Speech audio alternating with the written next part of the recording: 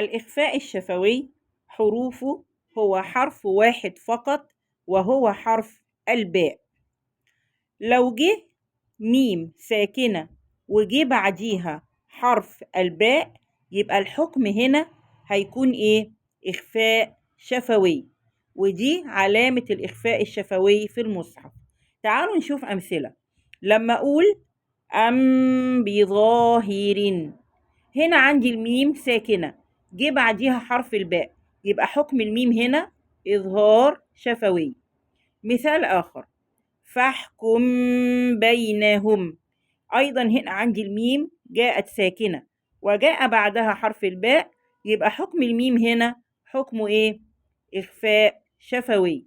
وناخد بالنا إن هنا شرط الإخفاء الشفوي إن يأتي في كلمتين، يأتي في كلمتين.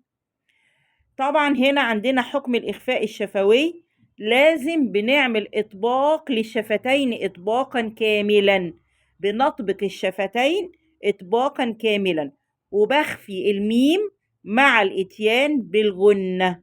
ولو عجبكم الفيديو ما ننساش نعمل لايك وشير علشان الكل يستفيد، ونعمل متابعة للصفحة علشان يوصل لكم كل جديد.